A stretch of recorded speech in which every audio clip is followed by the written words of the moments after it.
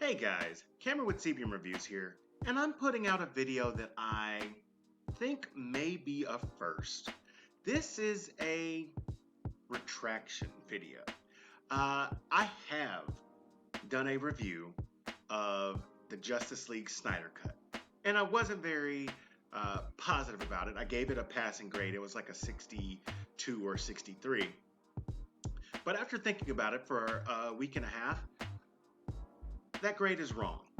And I'm going to go over why I feel like that grade is wrong right now.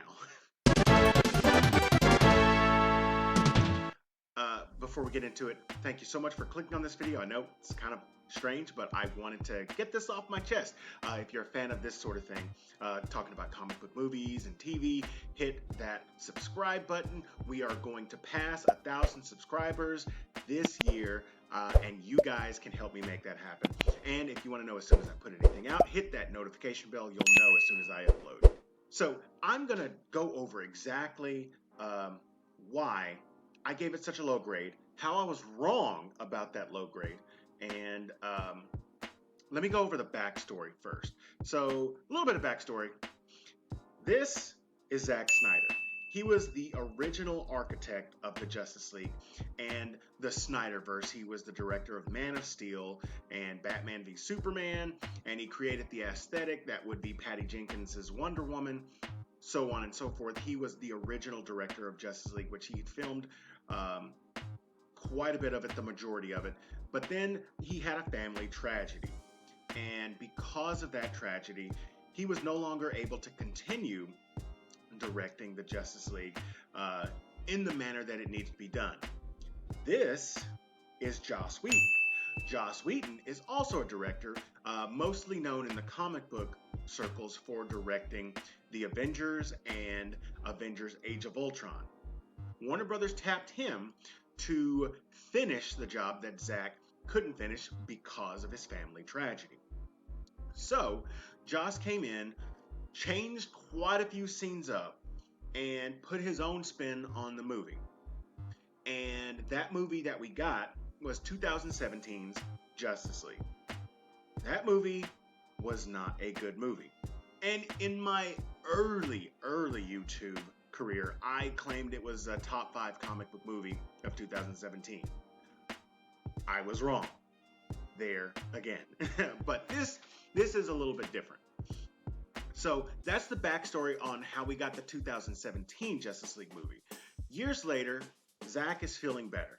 He is wanting to put out the vision that he originally came up with, and he wants to get it done. There are people clamoring, release the Snyder Cut, as it was called.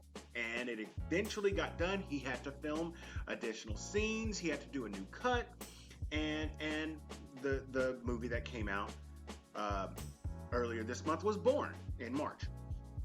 So there are some criticisms that I still have for the movie.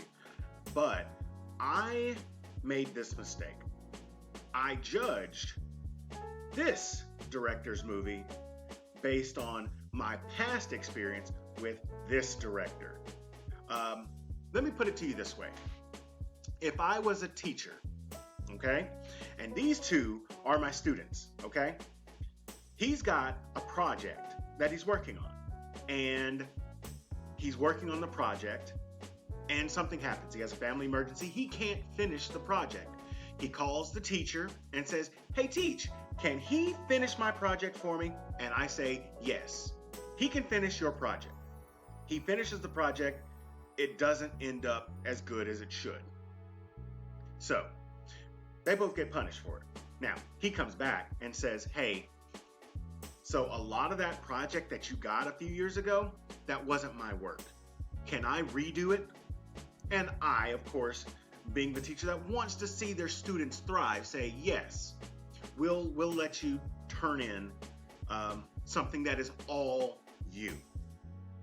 So he works on his project solo, finishes it, and turns it in. Now, me as a teacher, I should judge that project based solely on his work. What I did in my review is I judged his work based on his history. And that's not fair to him. So, this is why I decided to make a retraction review video. Now, all of the things that I had, as far as complaints go, are valid. The music selection, I thought was wrong. Like, the score is fine. It's the soundtrack that I have a problem with. Also, the runtime. I understand it's a much better movie than the Justice League from 2017. It's still far too long. But the story, I based my score on the story based on the previous experience. And here's the thing, the story is not as bad. It's the tone, it's the unevenness, it was the directorial jaggedness of the last experience that tainted my feelings on this experience. And so I had to separate the two.